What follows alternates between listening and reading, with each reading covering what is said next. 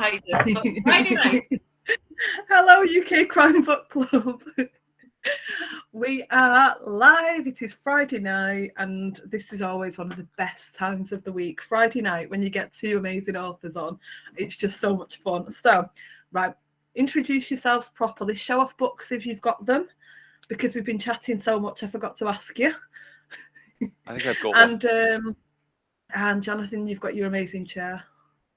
Yes, the throne very successfully made it across the Atlantic, which was nice. Yeah, nothing else has made it, but there you go. The chair, the throne is the satanic throne is here. Kind of makes you think that it was maybe protected by some sort of cosmic force, but we won't say any more about that. I'd like to believe it was.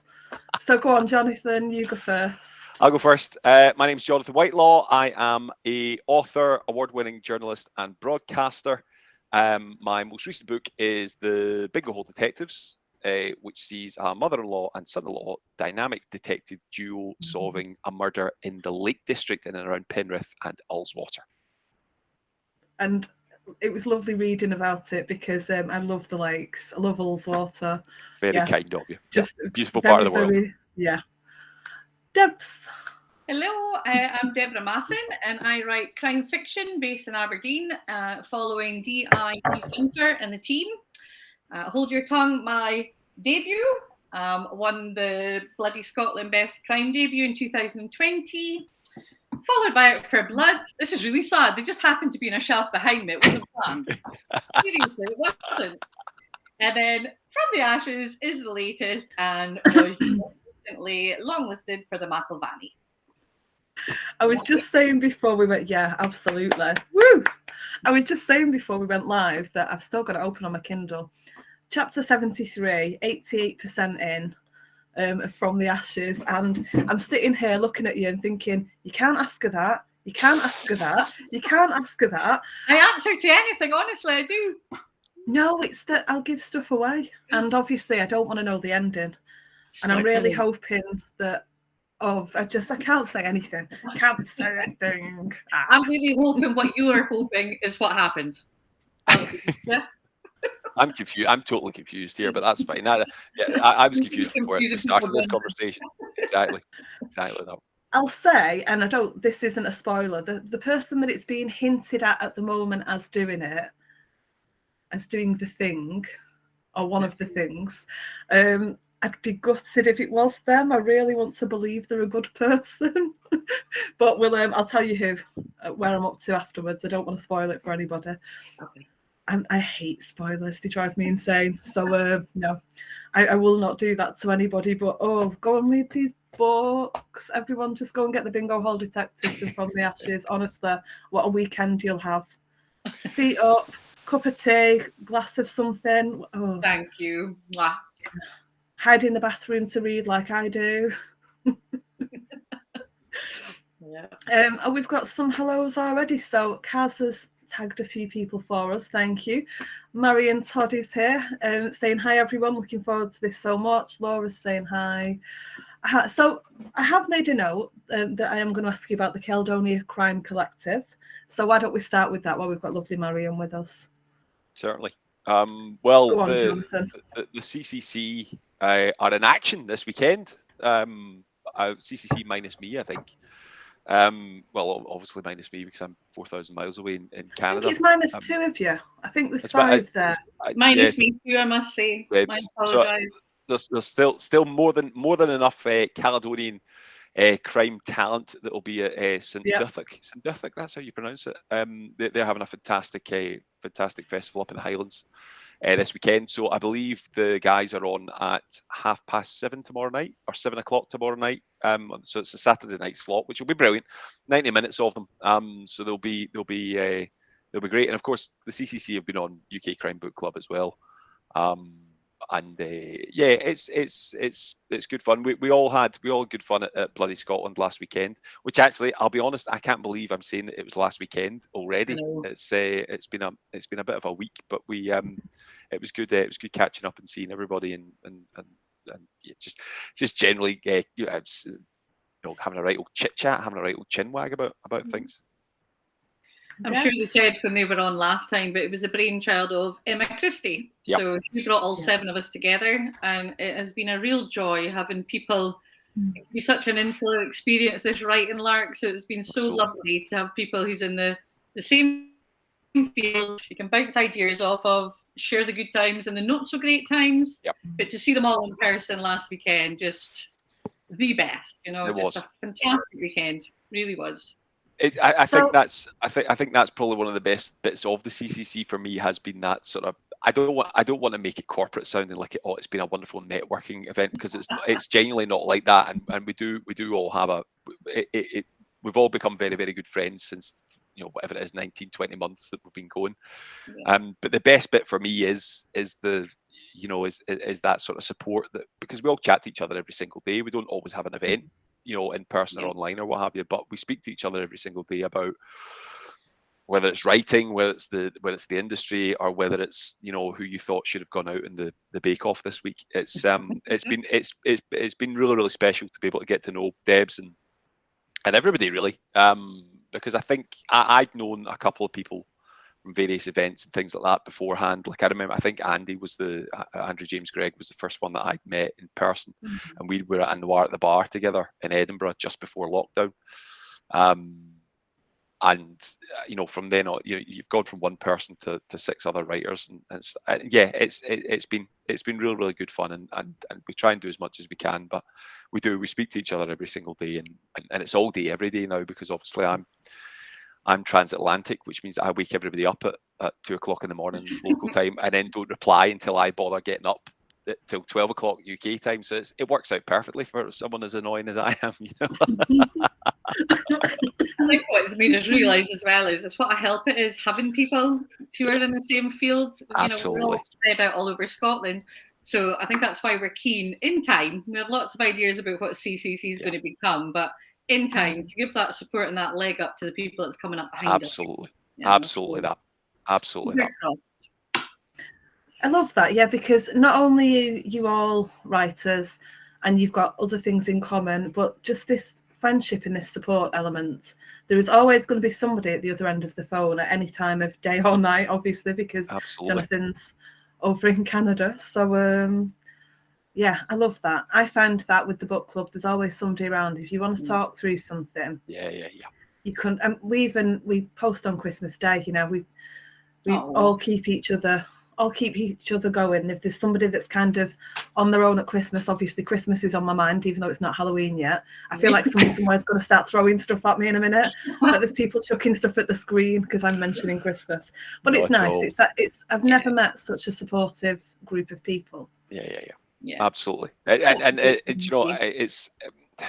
I think that's I don't think that's limited to just things like the CCC and the UK Crime Book Club. I think I've found it in the writing world in general. There's that hashtag writers community, and it is genuinely, I've always felt like it's been part of a community. Don't get me wrong, there's certain times where people say something or don't do, or do something out of turn or what have you, but that happens in every industry. It happens in every walk of life, and I've been very, very lucky to always feel like I've been part of a community since I became a writer, or certainly since before I was a published writer. And it's again, exactly as Deb says, it's one thing that's been very, very, very much on the CCC's mind, and I think all of us actually, is that we remember what it's like when you start out on this writing journey. Is that sometimes just a bit of guidance, sometimes just a bit of insight into what the industry's like can go a long way towards you becoming published and becoming what you want to be within the industry. And it's the same in the UK CBC.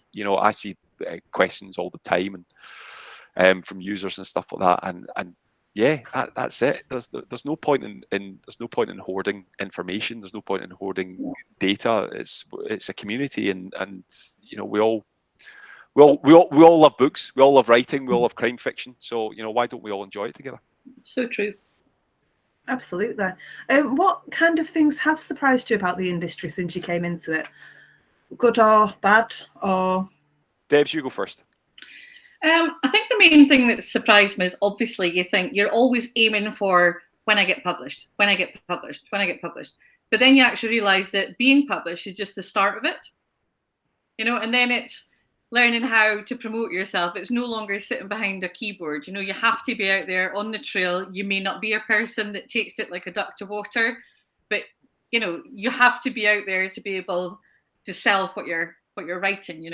And also, I guess always it was the love of the story and the love of writing for me. I turned up at the desk not knowing if I was ever going to make it, not ever with a pay slip at the end of the week, just for a pure love of it. And I think it's really important you go into it for that reason, because unless you're one of those household names in time, who knows what the future will bring, you're not in it to make a crust. You're in it for the love of it.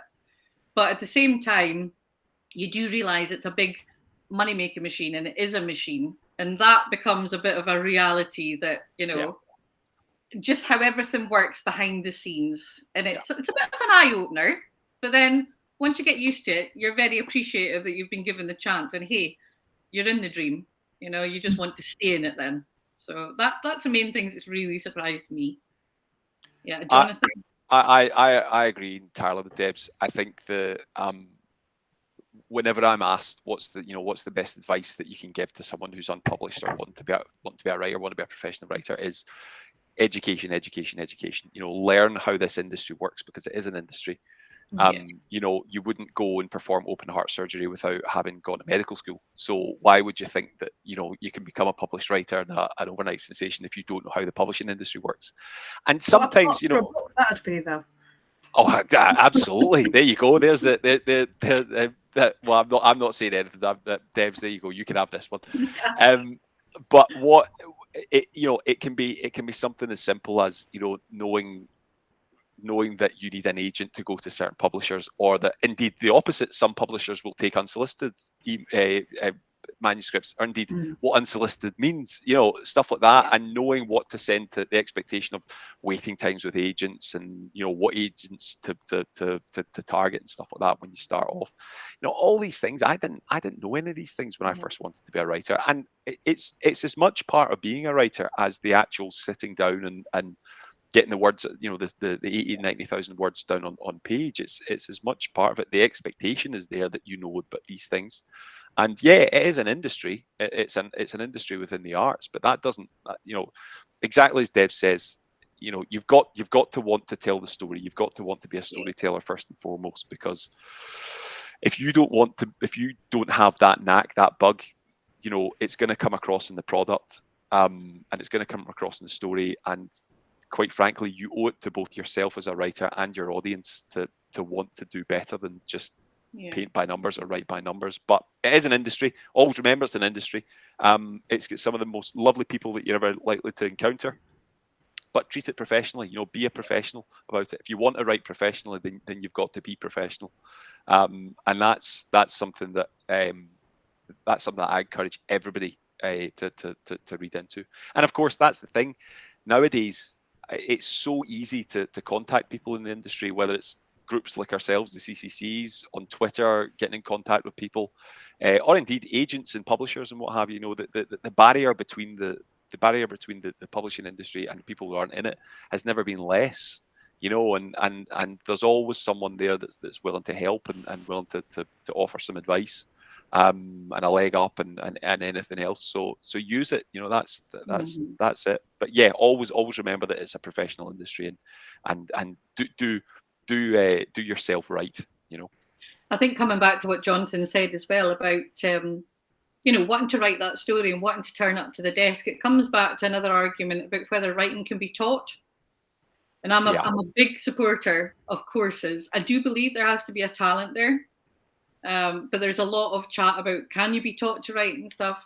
From someone who came to publishing through the Professional Writing Academy, a short course, and then with Faber, I'm a completely different writer than I would have been without the support of that. Learning to use all the 5 senses in writing, having the constructive criticism, having the deadlines to turn up to the desk when I had young kids, who weren't the greatest of sleepers, shall we say. You don't know if it's going to go anywhere, but it keeps you turning up to the desk. So if there's anyone out there wanting to try courses, 2 hands up, but yeah. So, from something else that you said, I'm wondering how comfortable you both are with the promotional side of it. People are always surprised to find that, excuse me, I am not the most.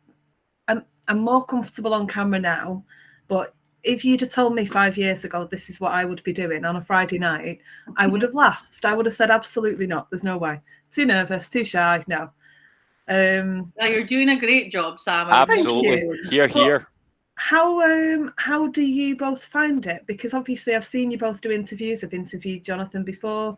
You both come across really well. Are you like me? Are you faking it till you make it, or do you really feel it? Are you kind of... Does this give away any secrets?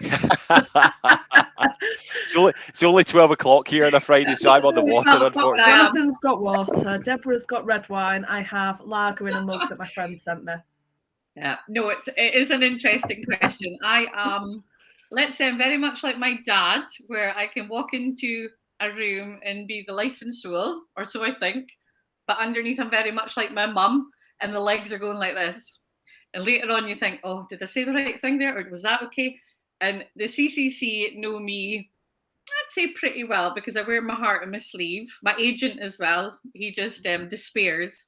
But yeah, they'll tell you themselves. They're like a therapy group for me. You know, a lot of the times when scary things are coming up. But you need to remember, a lot of these things, people are coming along because they want to see you, because they like reading your stuff. And that can be quite surreal to get used to.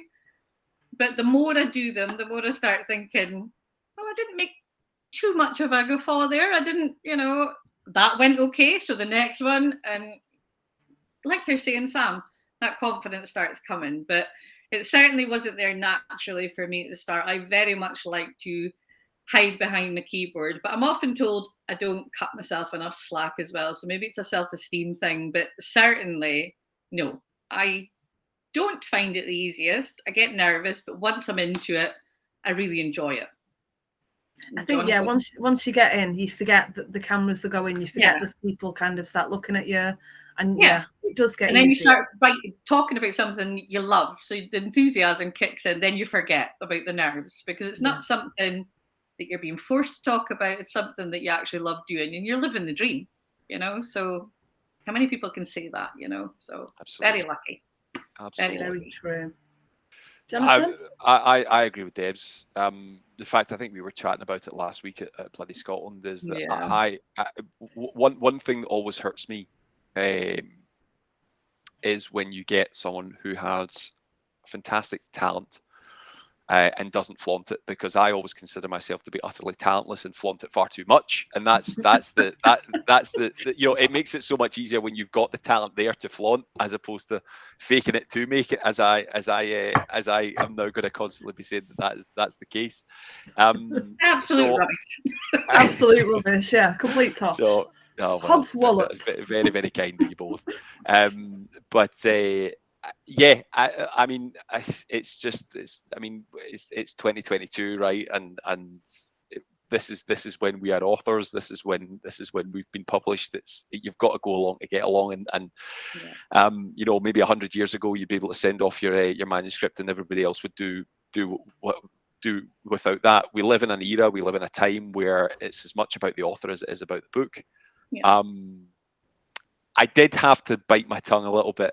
I was on a panel on Saturday, and that was the very first time that I was a panelist at Bloody Scotland in the 4 years that I've been there. Ordinarily, for the last couple of years, I've been the host, and I was hosting last Friday, actually.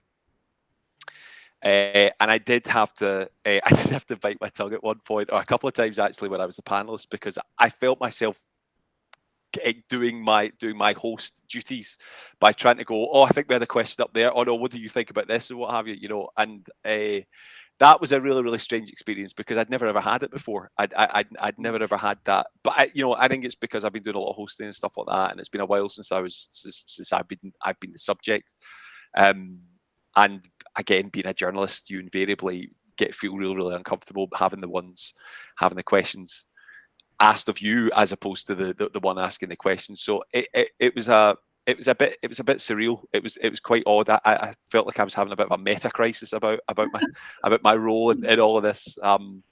But then it it's shows how naturally it comes to you, what you do. well, I mean, I suppose it's a nice meta crisis to have. I suppose I've been very, very lucky in my career so far to work with some wonderful people and be able to interview some wonderful people and be interviewed by some wonderful people as well. And it's present company very much included.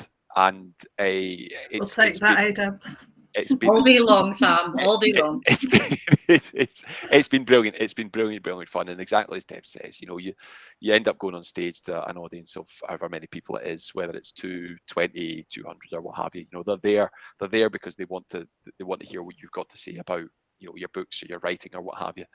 And that's a very, very special, very, very special, very, very privileged position to be in. And it's one that nearly every author that I know doesn't take for granted. It's very, very special indeed. And long may it continue. Long may people want to read.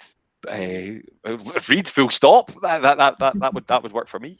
It is funny what you're saying, Sam. It's like that imposter syndrome thing, it is surreal when it happens and you find yourself thrust, you're very grateful for it, but thrust into this industry, and it is a very, very friendly community. They've been so welcoming. But I put up a bit on Twitter during the week, and I stood at bloody Scotland last weekend, and I was like, "Whoa, here's my hero! Whoa, they're like my rock stars." She did as well. I did, didn't I? I'm standing in the Golden Lion bar, and these people were coming in who I have idolized for years, and I couldn't bring myself to go and say hello. I hid from them. I got brave with some people, and other people I was like, I'm going to get you next year. I'm going to get the confidence up by next year. But it's like, some people, they idolize sports stars. Some people, my rock stars are writers. So when they walk in and they're standing next to me doing normal things, like drinking a beer, I'm just about on the floor, fangirling. So, I'm the biggest fangirl going. I don't even bother trying to hide it anymore. And there's a picture of me meeting Mark Billingham years ago, before I even knew the book club existed. And I'd gone to a sign-in, and I thought I was stood at the side of him getting this book signed. I thought it was really cool. And then I saw the photo. He looks slightly terrified. And I'm just like, you're kind of glowing. Like if it had gone dark, I'd have been the glow in the room. Oh, brilliant. I love it. And I use it all the time. I use it kind of in the group and on Twitter, just because I know how daft it looks, and I'm quite happy with that. Yeah. 3 times I ended up in the same bar space as him last weekend. I still haven't said hello. So that's one of mine as well. I was like, I can't do it. That's the thing. That's the thing about it, though, and you do it. Of course, you do it. You always do it with these things. Everybody does it. Is that you forget that the writers are just normal human beings. It's they still want a pint. They still want whatever. I still thankfully I don't get I see people aren't frightened to come up and chat to me, which I hope is the case. Now I always hope that I sort of project that. But I'm always still a bit like, you're coming up to me because you know my books and stuff like that. I mean, that's still that I don't think that's a buzz that'll ever go away, because again, as I said, it's very, very special, very, very, very, very lucky to be able to have that sort of sensation. I told Debs, I think it was Sunday, it might have been the Saturday night. I think I was recognised in the street for the very first time last Saturday morning. I was walking around to have some brunch, as it happens. If that's not the most writerly thing I've ever said in my life, in my career, then I don't know whatever will top that. But I was walking around to have brunch on the Saturday morning at the book festival at Bloody Scotland, and I was walking down the main street in Stirling. And this woman walked past me and she said, "Love bingo." And I went, "Oh, good morning." And then by the time I realised what she'd said, she'd zoomed off away that way. And I said, thank you for that. Thank you very much." Walked around and was told that I looked like a beetroot when I sat down, because I was so red. And I'd never ever had anything like that happen before. And it's just proper mind blowing stuff that would ever even contemplate crossing someone's head to mind to do something like that to me. So it's It's great fun. It's really, really great fun, and exactly as Deb says, you know, not a lot of people, unfortunately, get to live out their dreams and what have you, but we very much do, and it's long may it continue. Things that we didn't even know were our dreams, and then sat here doing it on a Exactly. Friday I mean, night. I've become a total egomaniac since that now. I mean, like I stepped on the plane and had to speak to the people at the desk and said, "Do you want to do like a little announcement just to make sure that, you know, people don't flood me with fan requests when I'm on the plane? It's 8.5 hours, you know. I was trying to get some shit." I jest. Oh, brilliant. Lindsay said, she said hello and shoved, I'm assuming this is about Mark Billingham, shoved a leaflet for the bookshop into his hand. So we're all a bit scared. Oh, I should have said also that I was going for brunch at the Book Nook in Stirling, which I would highly recommend. They became my second home over the last couple of weeks, over the last couple of days at Bloody Scotland. It's a fantastic place. It's very, very friendly to the CCC, but it's a brilliant story. They've got a fantastic story. It's a couple of friends that started the bookshop I think it was just as COVID kicked in. And it's always wonderful to go in there and not be able to get a table because it's so popular, and it's I meant to say that. Sorry for interrupting. I beg your pardon. You didn't interrupt. And Chris McDonald has just said hi all. Hello, Chris. Hey, Chris. Hello. I need to message you later, Chris. I was thinking before we came on that I need the date for Little Ghost, when it's going to be released, when art copies are going out and all of that, so that I can grab hold of a copy and then interview Chris. So message me the date. We love Chris McDonald. Huge fan. Right, have to ask, and it's a mean question, but I'm going to do it. Highlights, one highlight of Bloody Scotland for you this year. Jonathan, you go first, Deb. No, you go first. That one first. Honestly, have it. I go first. Oh God, there were loads. There were loads and loads and loads. I really, really liked the torchlight procession. Actually, see on the Thursday nights.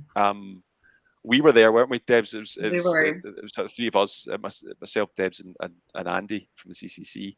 And that was the first time that I'd done it. So I missed it. I missed it in 2019, and then obviously they didn't have it in 2020, 2021 for obvious reasons. But they had this sort of 2-minute silence at the start, obviously for the Queen, and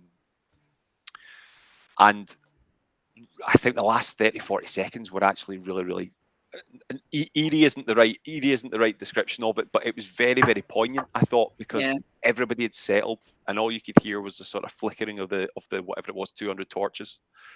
And we'd had the pipers playing Highland Cathedral beforehand, and it was just a really, really, really, really poignant moment, I thought.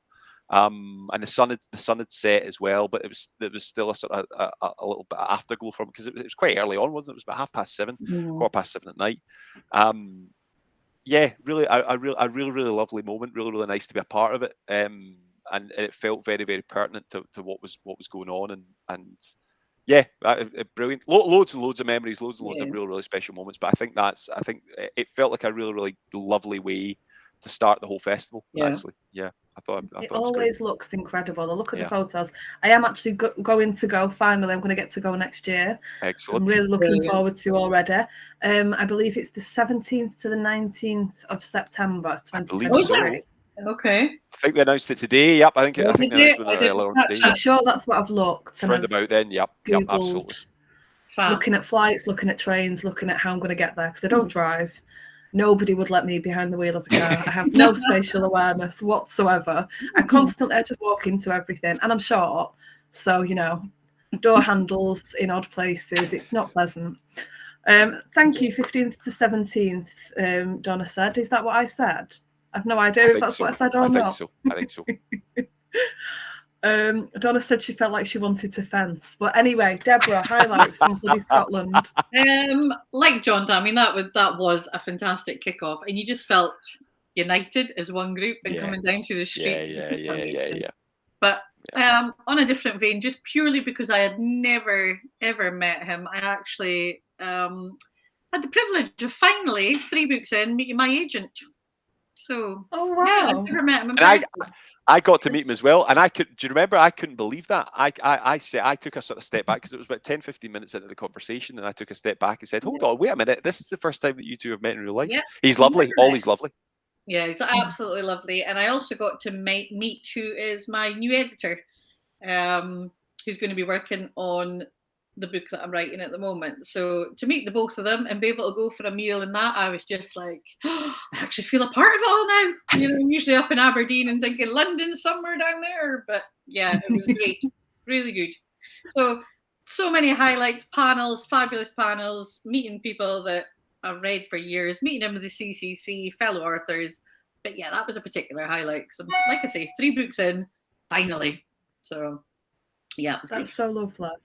Yeah. I wrote down a line. I'm going to come to you well, I'm going to read the line out, and then I'm going to ask you both for examples of things you've used in your books. It'll make more sense once you hear it. So, local words and expressions and how you use them and how you write them in a context that. So, I'd never heard of shugled. Right. Okay. So, Would that be me, she Diane? shugled out of her coat. That is you, Debs I Masson. thought it might be me. I thought it might be me. That is a line taken from The Ashes. Yeah. So, obviously I understood the meaning because of how you'd written it in context. It made sense within the sentence. You can read between the lines, all these things that we used to teach at school. Yeah. So what other words have you used, both of you, that you think that are very, very Scottish?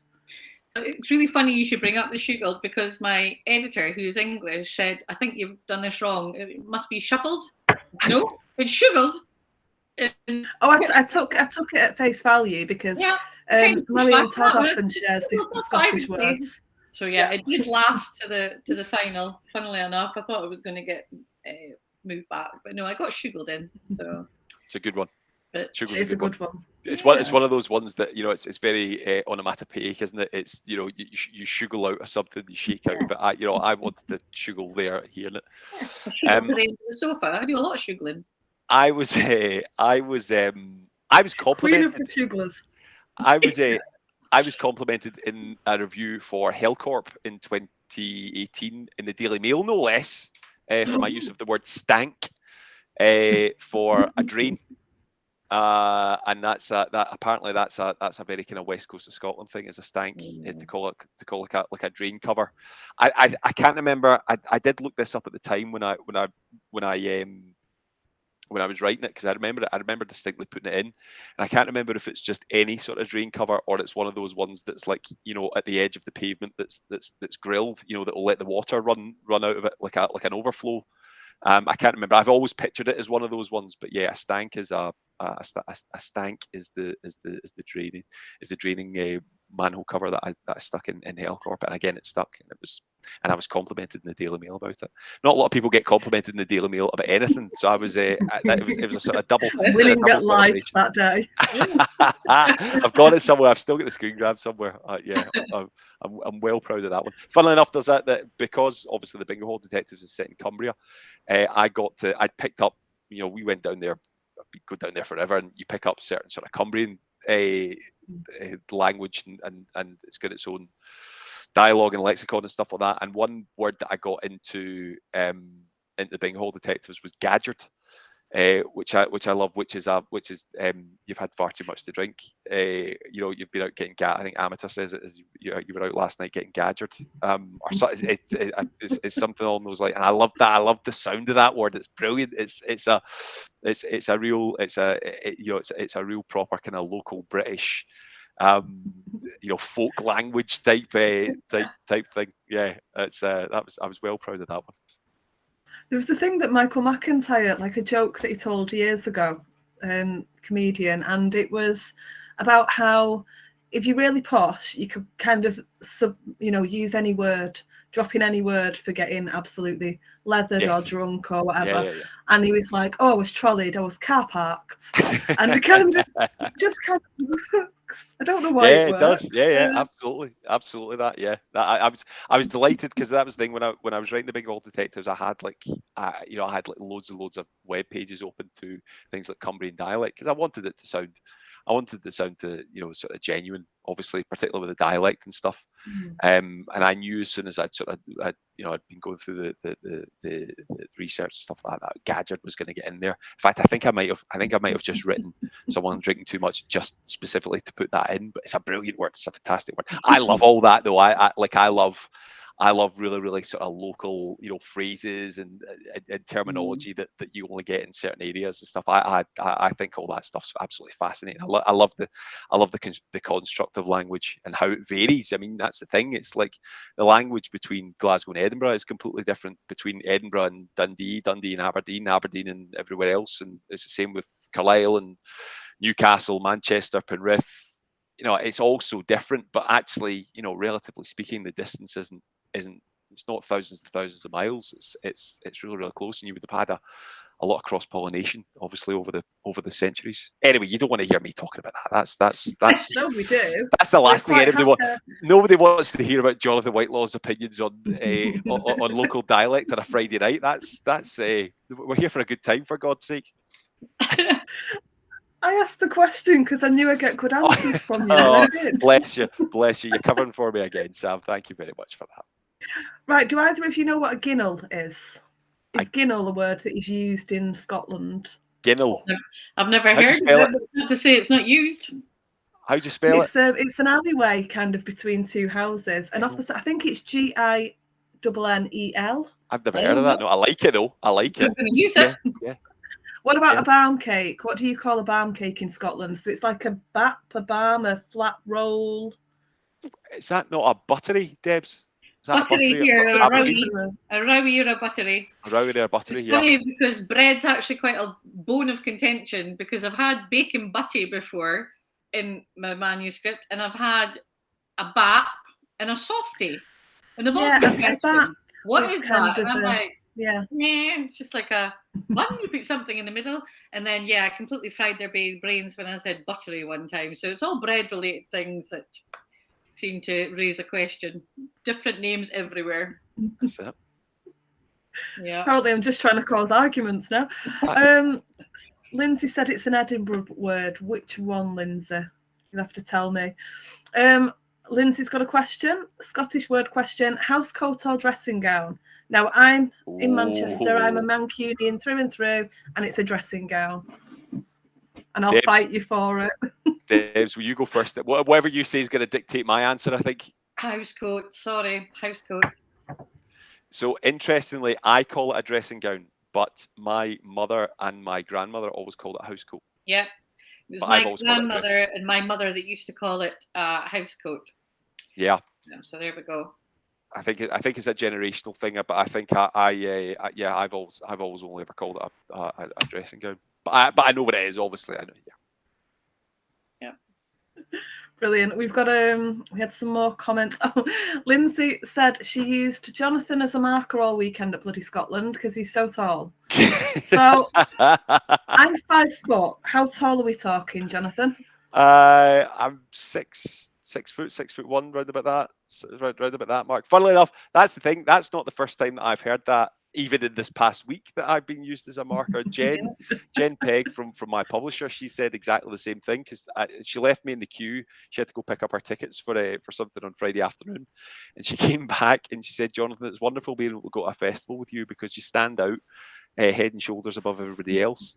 And I said, "Well, there we go. There goes the private detective aspirations out the window because being inconspicuous clearly isn't one of my talents, unfortunately." But yeah, listen, I'm happy to provide that public service. It's what I'm here for.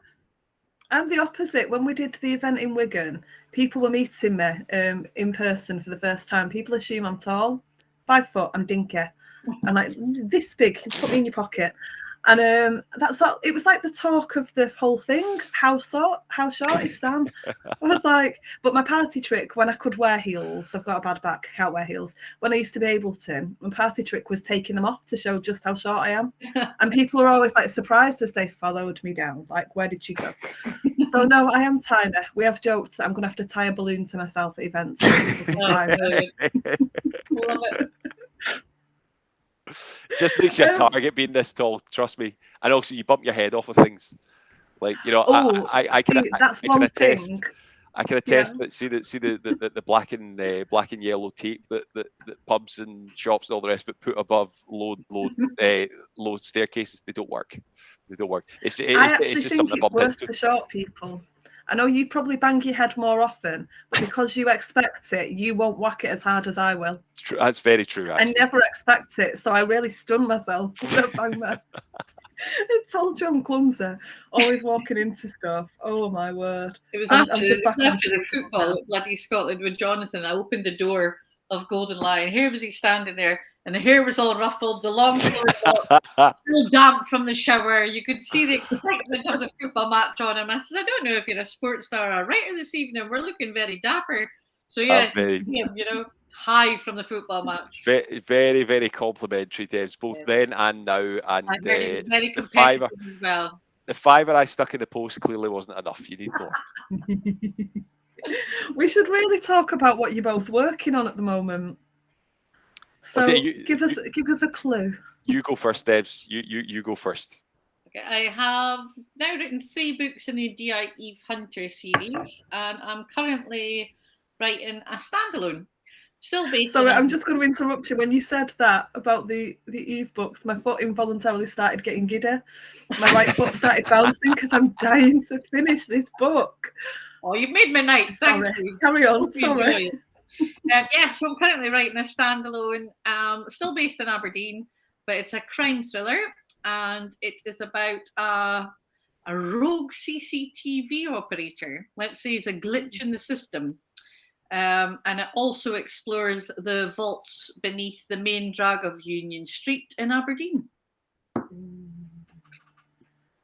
The thing is, I've been part of the CCC. You get sort of certain exclusives, and I've seen more from Debs as to what that's going to be like, and it's going to be fantastic. Of course, it's going to be fantastic. It's from Debs, it's from Deborah Masson. Of course, it's going to be fantastic. But it does genuinely sound. It sounds brilliant. Of course. I've just got to write it. You know, you see something in your head, and it's whether you can actually get it onto the computer. But hey, well, it's the eternal curse of being a writer is you've actually got to sit down and do it. Do you know what I mean? I'll write the thing. There we go. Absolutely. I've the first draft of the second Bingo Hall Detectives book is with my editor, with Jen at Harper North at the moment. So I'm just eagerly awaiting the return of that to see how it can be whipped into shape. And it's not out until April 27th of 2023. So I can't really give you any more detail on that because we've got a title that we're very, very happy with. And there'll be more shortly on what happens with that and covers and all the rest of it. But it's been the hardest book that I've ever had to write. Or ever written, because I've said this, Debs knows this, Debs heard me say this before, but the Bingo Hall Detectives is bar none the best thing I've ever written. And I'm so proud of. I'm so proud of all my work, obviously, but I know that the Bingo Hall Detectives is the best thing they've ever written. So of course, as in typical writer fashion, typical publishing industry standard, you've got to go and do it again, but you've got to do it better, you know, within a year. So it's been really, really difficult. I got some very, very lovely, very, very kind feedback from my publisher last week about it, and it's really, really got the bit between my teeth. And I'm really looking forward to the edits coming back, and I'm looking forward to it coming out as well. And it's been lovely. It's been really, really nice. It's been a lovely summer doing it because a bit like what Deb said, it's like, you know, the actual publication day for the book is just the beginning, really.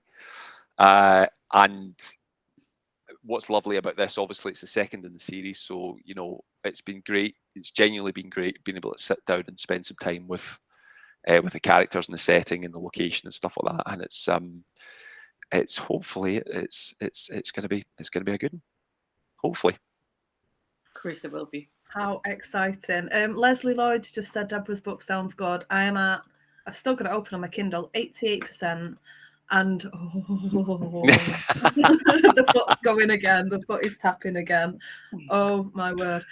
Talk to me about creating your characters. How much? Because obviously, I feel like I've lived inside both of your heads with the amount. Oh God! A scary place to be.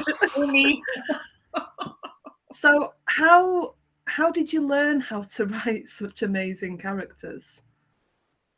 I mean, where do you even begin with that? How much thought goes into it? You talked about kind of the five senses for things. That must come into play with the characters as well. We're looking for tips. You write great characters and we want to know how. Well, I want to know how Debs writes her fantastic character. So you go first, ladies first. Thank you. I very much came to Eve Hunter via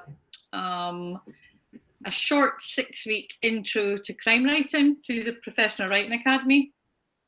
I decided I needed something just for me while my 2-year-old was napping in the afternoons. I suddenly found myself at home on my own with a bubba, as so many of us do. And I needed something to keep the old grey matter ticking over. So I signed up for that course, decided to try writing what I read, basically. And one of the assignments for that course, 6-week course, was to create a detective, to show that detective eating breakfast, of all bizarre things. Also to come up with a murder scene, and to show your detective interviewing the murderer. And believe it or not, it started off as a male. G.I. Danny Portman was Eve Hunter's name. And then I brought that forward to a course, a Faber course for a year, and very much wrote it, hold your tongue. You know, that was what I wrote on the course. I had the seed of the idea from that 6-week course. And then by the end of that year, I ended up with a first draft, a full draft. And it wasn't actually until I put it away to my agent and it was accepted by a UK publisher that I thought, wait a minute, I don't want to be writing the trope of a male detective with a drink problem. You know, I'm a Scottish female writer. I'd like to be writing a strong female character. So I was very scared to bring that to my agent when it was so far down the line. But thankfully, he was very supportive. And I went and did that. And I sat there and I changed everything from he to she. And everything got changed back.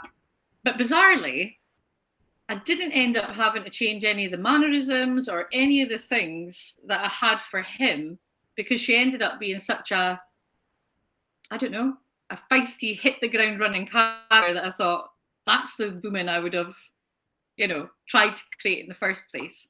So that was very much how she came from, right from the start of a course, right through as a male, and then a last minute, put on the brakes, skid marks behind us, and let's change us. Yeah, so that was mine.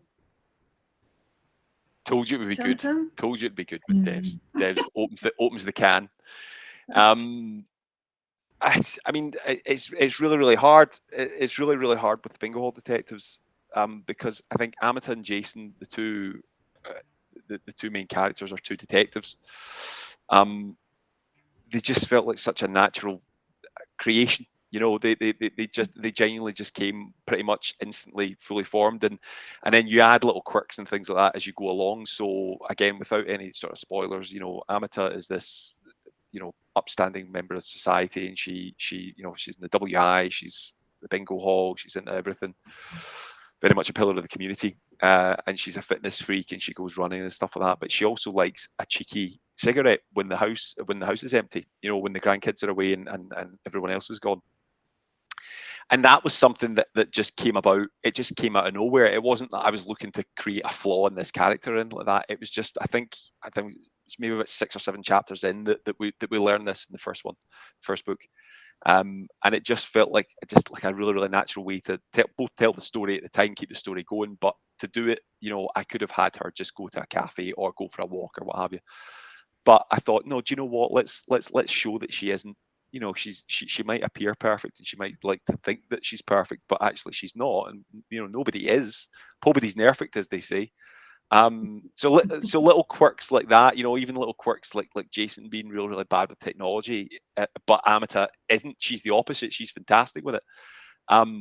Just little things like that came about through the natural course of the writing. The one thing that I always wanted that I was very deliberate with was the interaction between both of them. You know, that to me is core to the story, is the relationship between the two of them. Because I always think that it's a very, very strange relationship, an in-law relationship, whether it's son-in-law, mother-in-law, daughter, father-in-law, whatever, you're thrown together by another person, and you often find that you usually wouldn't have hung around with that other person if it wasn't for, the mutual contact and the spouse. And I've always loved novels, and I've always loved particularly crime novels where you've got characters who don't necessarily get on, but they have to because they've got the common goal of solving the crime. And that was very much at the core of that. And I just genuinely think that the characters came out of that. I genuinely think the characters came out of that conflict and the conflict between the two of them. And I use conflict. I use conflict very much in its lightest form, because as much as they're at each other's throats all the time, and they don't necessarily agree with each other and don't necessarily get on with each other, there's still very much that mutual love for each other. They've still got each other's backs. Absolutely that. But yeah, I think that's where those two came from, is that starting point of them not necessarily getting on, but they have to. I love that. Nick Carruthers has said, character names. Do you find some names suit a villain better than the hero, and vice versa? That's a great question. There are some names that, I'm not going to say any of them, maybe you two will be braver than me. There are some names that automatically just make you think of a certain type of person. And they might not be anything like that, but there are names that I'm not doing it. I'm not saying any names. Jonathan Whitelaw tends to get a certain reaction from people when they read it, think, "Oh my God, not him again! Good grief!" That's a problem I faced. It's tricky, actually. It's really, really hard. Yeah, it's a brilliant question. Yeah, it is a brilliant question. I think it's hard, because you think, well, you want the character to be, you want your writing and the actions and the dialogue and the descriptions, things like that, and the characterization to tell how bad or good a person is, a character is. But sometimes, yeah, it genuinely just comes down to the right name. I think from my own naming purposes, I always try and get something in there. I try not to revert to random name generators online, but sometimes it's very, very easy, and particularly if you've got like one character who's only in one scene for one chapter ever again, and you can play around with it sometimes. But certainly for main characters, I always like there to be a connection.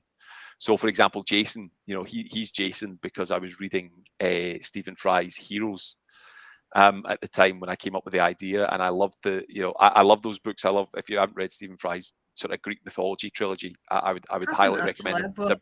They look fantastic. They are genuinely a joy to read, and very, very self-referential. He says throughout it that I don't trust that you've retained all of these names and the connections to each other, but there's a handy. It's written with that sort of magic that only writers like Stephen Fry can bring to these sorts of topics. Anyway, I was reading the story of Jason and the Argonauts and the Golden Fleece at the time, and I just loved the idea of having this sort of this name that's synonymous in our culture and has been for whatever 5,000-6,000 years, with heroism, with with great acts that spawn generations and generations of legends. I love the idea of naming my main character, who is quite the opposite of that type of character, and someone who loathes that sort of pretension and grand scale of things.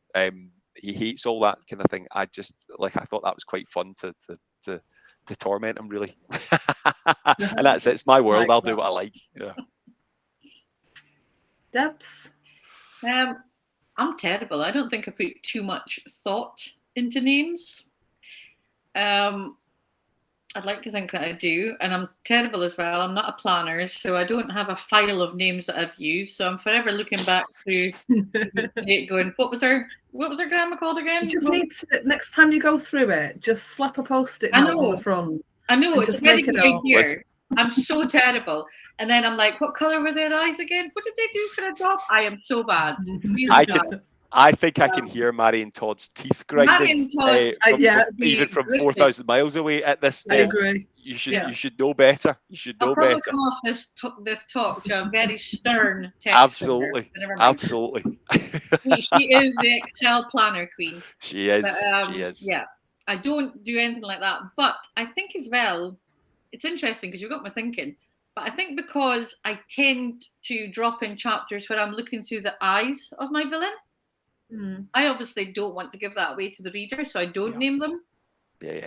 So it's very much the way I write an anonymous person right till the end. And then I guess what I find is it ends up a really normal guy next door kind of name. Because sometimes I think it's scarier if that person has a normal name and can be that next door neighbour. I agree. Yep. Yeah. Absolutely. So, you know, Phil next door, he's been knocking off somebody, you know, just, yeah. I think it can be a bit scarier rather than thinking up this name. It's that thing of you never know what's happening next door. They could just be literally sat in the middle of the room on a chair eating an onion like an apple, and you'd never know.